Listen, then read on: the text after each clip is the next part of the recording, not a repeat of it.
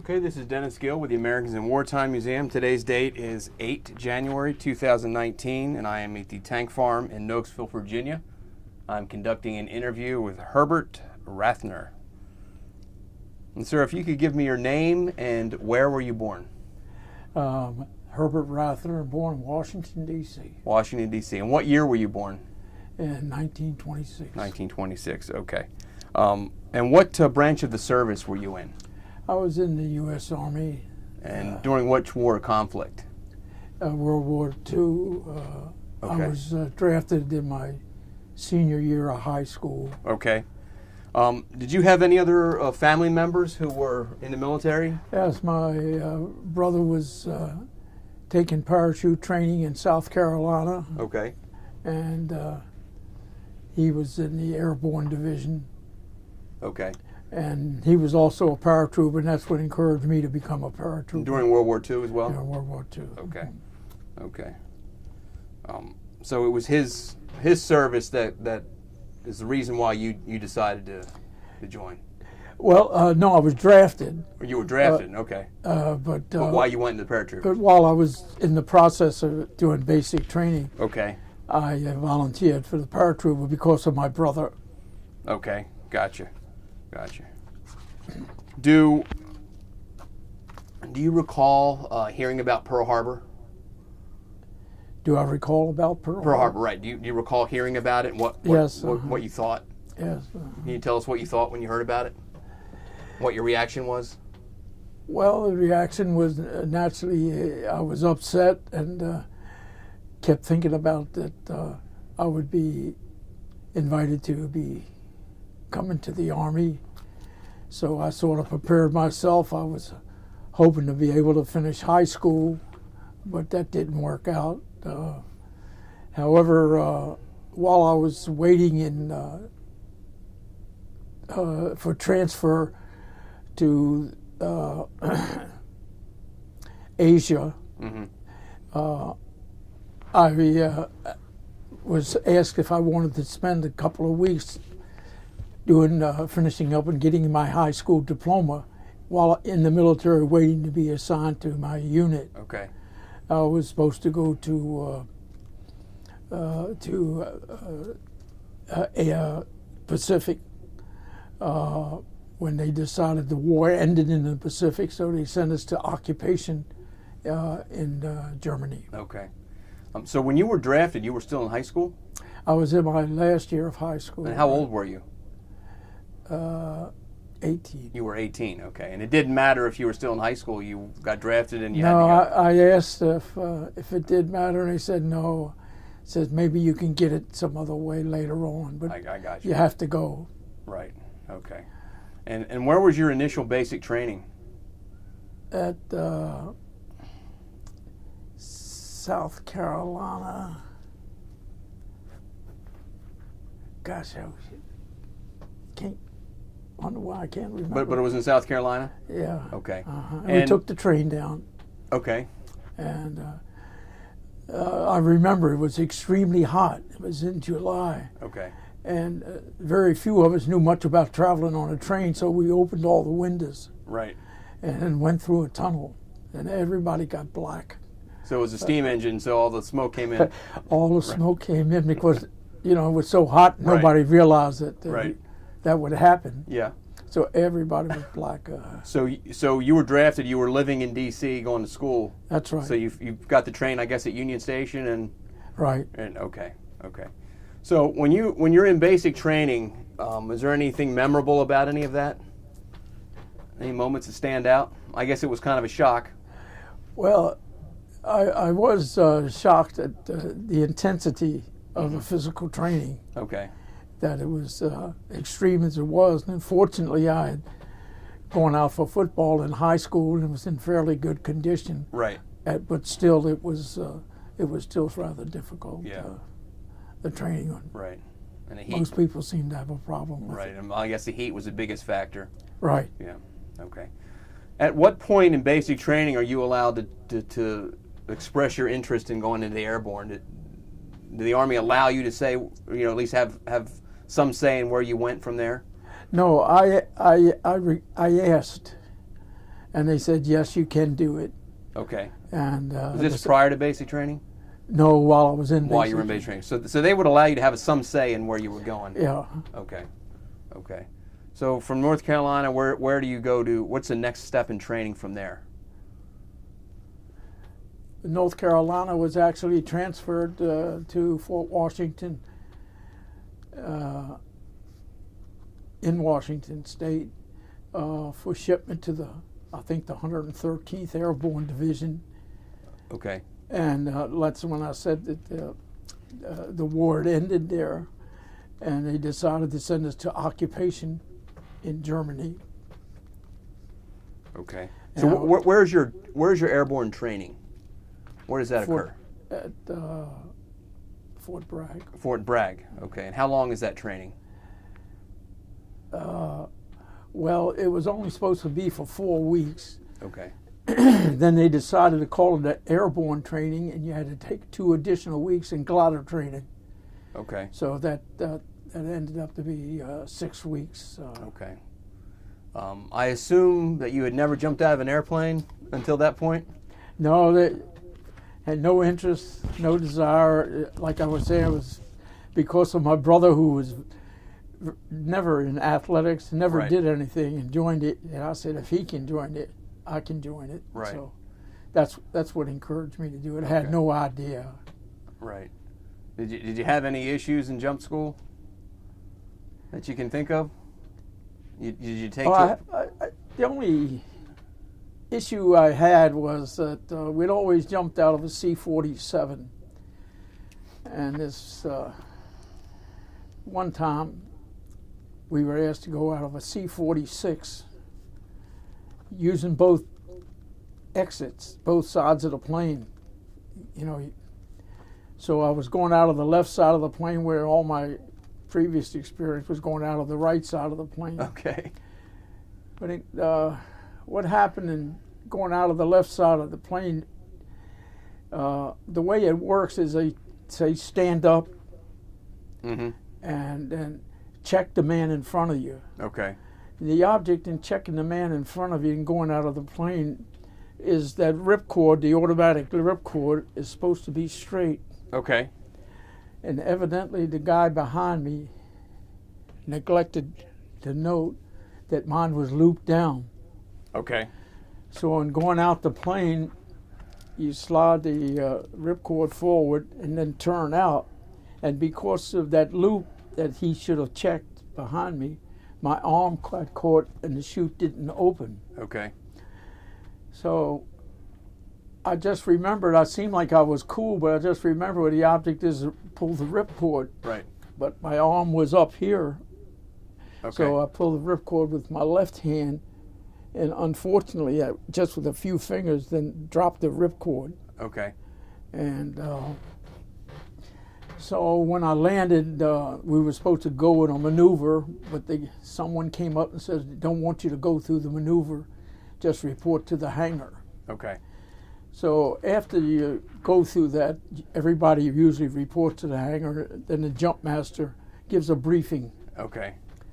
During that briefing, he wanted to know the person that jumped out of the plane that didn't open. Okay. So I raised my hand, and he called me up in front of everybody and told me what a sin I committed by dropping that ripcord handle. It could have landed on a trooper and killed him. Mm-hmm. He said, but because of your quick action and pulling the ripcord, Right. he gave me a ripcord. Okay. For a souvenir. Okay. So you're supposed to keep that. Keep the ripcord. Right. Gotcha. Yeah. Okay. So Okay. anyway, that's the story of that. So what is glider training? Explain that. The what? Glider training. What is that about? Well, the glider wasn't much. It's just that you had to go and sit in certain areas, and then it was pulled by a C-47. Okay. And then at a certain time, they pulled 2 gliders. They released the gliders, and you come down, and the object is when you land down on the ground, then you go through the exercise. Okay. And Was a glider something they would use in combat? No, I wasn't in combat. Yeah, it's used Right, but in that's what it would be used for. Yeah, it's used in combat. Okay. Okay. And that's how it was used in combat in lieu of dropping troopers. Right. And those, if I remember correctly, those are made of wood? The What gliders? They're wooden? Yeah. Okay. Okay. So after your airborne training, you ship overseas to... And I was shipped to, I was shipped to Fort Washington Okay. to join, I think it was the 113th Airborne Division. Okay. And that's when the war had ended in Europe. Okay. And they decided to send us to do occupation Okay. in Germany. Okay. So I went over there and stayed there for about 6 months, and then they took our unit and said they're going to ship us home to join the deactivators. They deactivated us. Right. And they put us in the 82nd Airborne Division Okay. in North Carolina. And I was only supposed to be just a few months. They said that they didn't have a record of Okay. my time in Europe, that Airborne Division, and so they don't have my jump status. So we owe you 2 months back pay, but you have to make a jump. So when I was in North Carolina, I had to make the 2 extra jumps to get that back jump pay. Right. And shortly after that, I was discharged. Okay. So you left to go to Germany from Washington State? From Washington State. Okay. How did you get there? Went to New Jersey, was it Fort McClellan? Okay. And we took a troop ship, troop flight. So you flew over? Flew over. Okay. Okay. And you landed? Oh, wait a minute. No, I take that back. No, we went by ship. You went by ship. Okay. We went by ship. Okay. Okay. Because I remember so many people getting sick. Right. And I didn't know how to avoid not getting sick in those bunk beds. Right.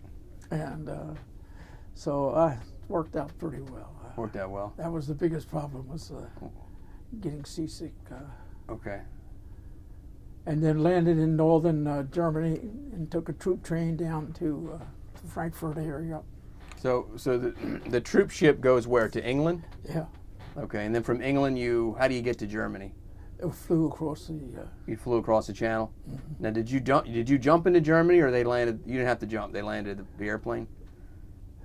No, I made jumps. I made a couple of jumps. You made a couple of jumps? I guess you call them paid jumps. Okay. Into Germany? Mm-hmm. Okay.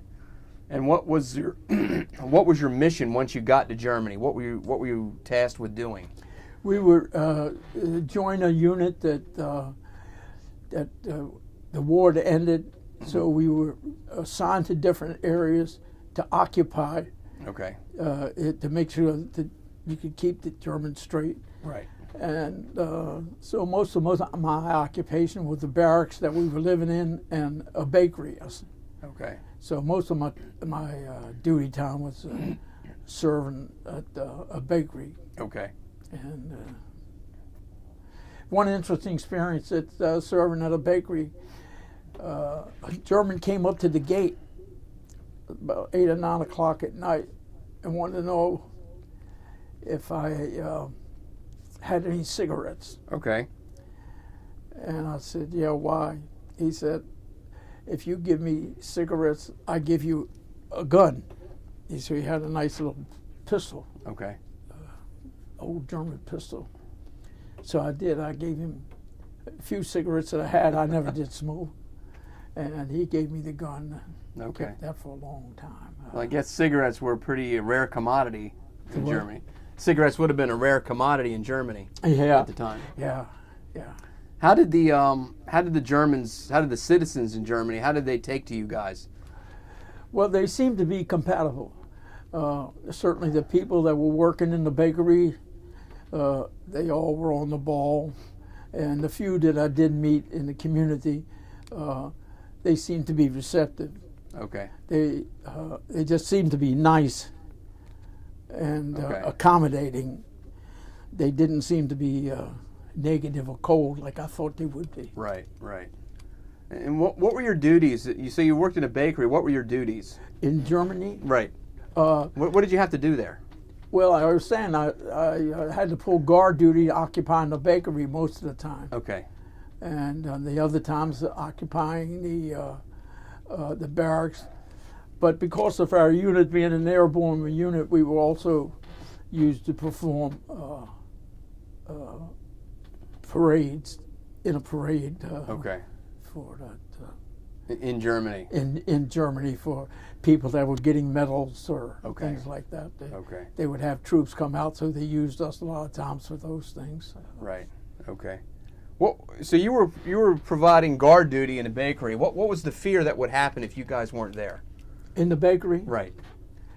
What were you guarding against? I was guarding so that they wouldn't take any bread. Okay. And distribute it illegally. Gotcha. Okay. And we knew the process of the way the bread was to go, and so we just assured that happened. Right. And that no visitors could come to the bakery, and so we had to guard that gate area. I see. Okay. Were there any incidents that stand out in your mind about your time there? At the bakery? Yes. Other than the guy wanting to sell me that gun, Right. which I bought from Okay. him. No, everybody was on the ball. Everybody was real nice. Right. So you didn't have any issues? No issues at the bakery at all, other than that one. Yeah. And where did you go? So from the bakery you went where? What else were you guarding? We performed other duties, like I was saying, because of our unit, we were asked to perform ceremonies. Yeah. Then I went back to England, and they shipped me to Fort Bragg, North Carolina, saying that I still had a couple months to serve, and then to get that back pay to make those extra jumps. Right. When you weren't working, when you were in Germany and you weren't working, you weren't guarding the bakery. What were you allowed to do? What kind of R&R things were you doing? You know, in your downtime. Well, mostly I just hung out with the guys in the gym. Or they had a basketball court there. We just played basketball. Right.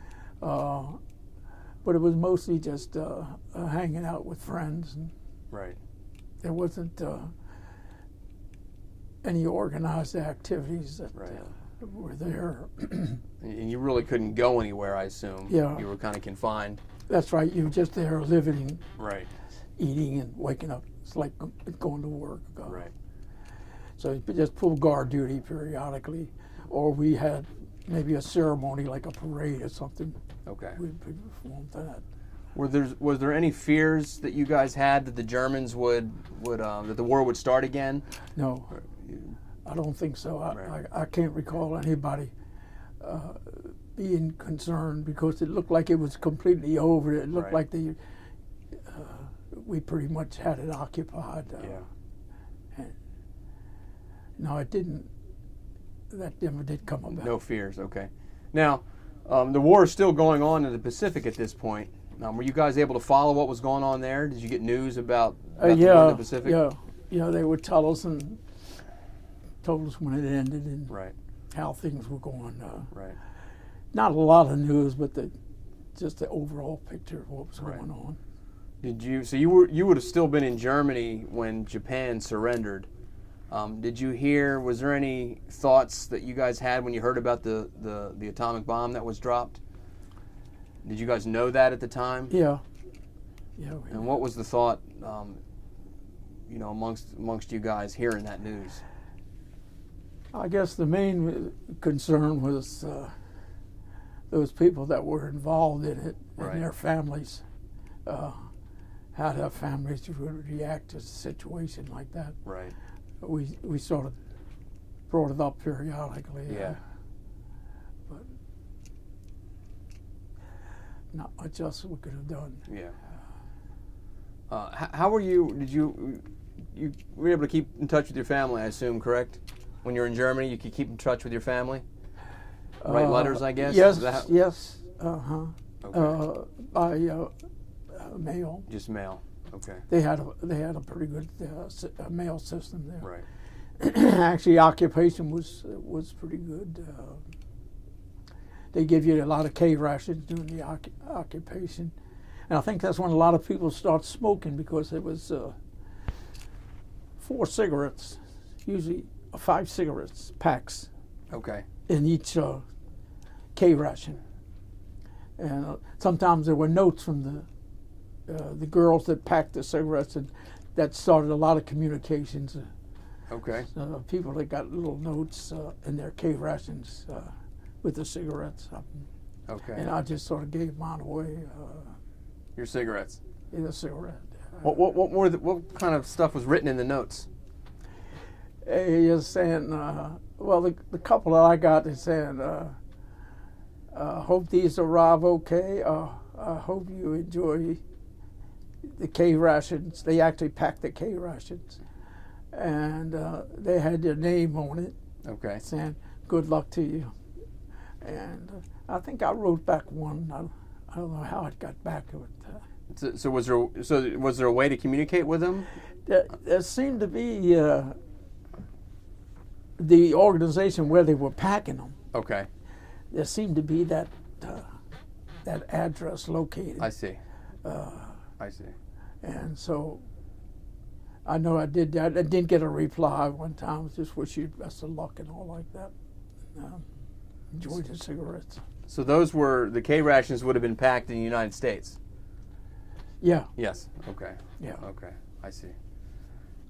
Now you said your brother was in World War II. He was at the 13th Airborne Division. Okay. Were you able to keep in touch with him at all? Did you know what was going on with him? Very little. A little bit. He went to England, and he made a combat jump in Germany. When he was shipped back, he was shipped to New Orleans. Okay. And he made some friends in New Orleans. And he said, if you ever get down that way, look up so-and-so guys. And when I got back, I went to college, went to Sugar Bowl down there. So I did look a couple of his old friends. Right. Okay. From World War II that he served with.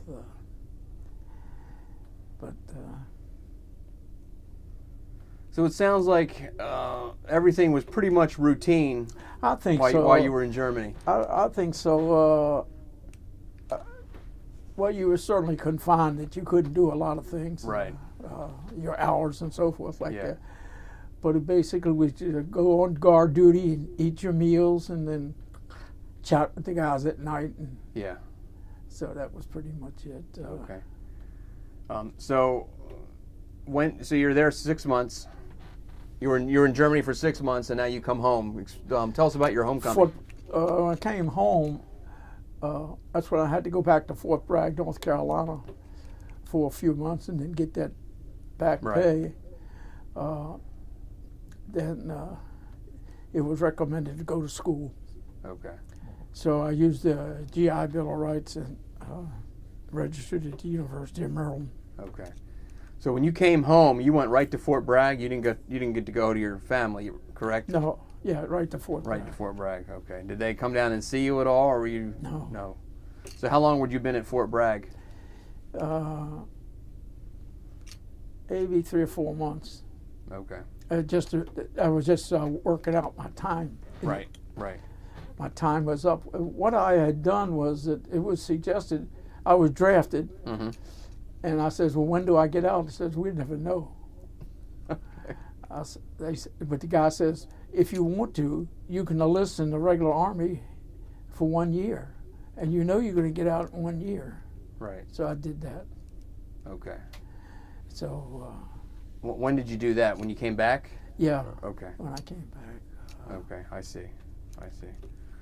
So you were able to complete your 2 jumps. You were able to complete your 2 jumps that you needed, correct? The 2 jumps? Yeah, for the pay. Right, and then you finished high school, I guess, while you were still in the Army?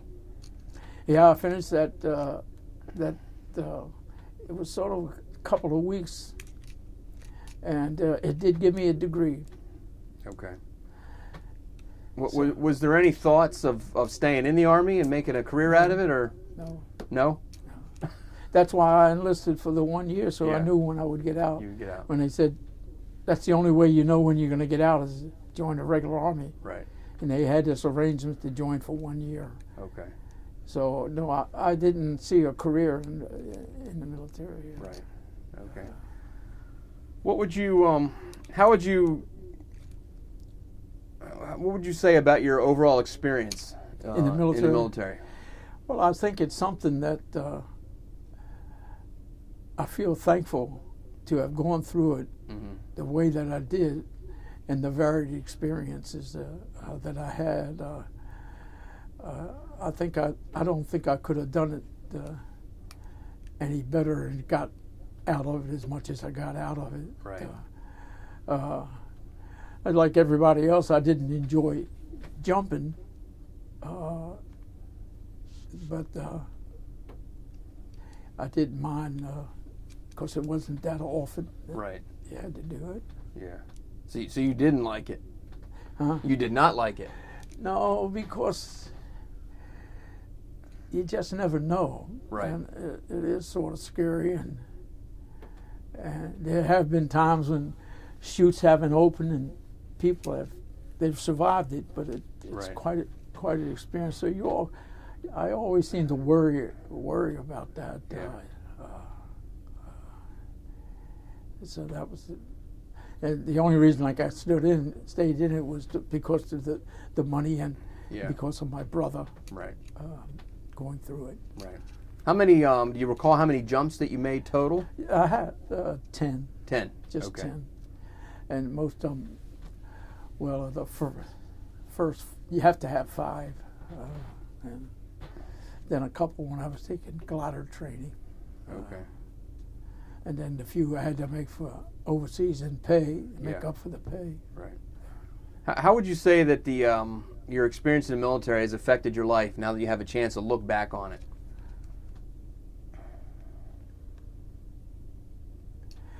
Well, I can say it may have had something on discipline that when you have something to do, Right. if you accepted to do it or you're told to do it, then you feel committed to do it completely and follow Right. through on any commitments that you make in Right. life. So if you decide you're going to go to school, you decide you want to play football, you decide you want to do this or that, you did it. Right. And you didn't go into it and then change your mind and drop out. So I guess it disciplined me a little bit that way, because everything was so disciplined. Right. I guess it's about Yeah. it. So this interview is going to be preserved for future generations to see. What is something you'd like to say to somebody who might see this in 50 or 100 years down the road, who might see your interview? What's a message you want to pass on to them? As far as the military And anything. and anything. Anything. Well, I've always told my children, and I believe firmly in it, that if you accept the responsibility, complete it. And don't accept to do something and not do it. So I've always taught them that, and I sort of follow that. I won't commit to do anything if I'm not going to follow through and actually complete it. Right. I guess that's about it. And what would you say, in the last question, what would you say about your generation? Everybody refers to the World War II generation as the greatest generation. What would you say to that? About the generation? About your generation that fought that war? I thought it was a situation that I was put into, even though I didn't desire it, but that after I've been through it, my experience in the military, I'm real thankful for all the little things that came out of my experience with the other troopers, Right. and with the way the military did things. that I was convinced that it's a good operation. All right. Well, on behalf of the Americans of Wartime Museum, I want to thank you most of all for your service, and I want to thank you for taking the time to sit down and talk to us. Well, I want to thank you. your It's story. been very interesting. Your questions have been interesting. Well, good. Hope I was able to give you what you wanted. You did, and I appreciate it, sir. Thank you very much. Thank you. very much. Thank you very much. Okay.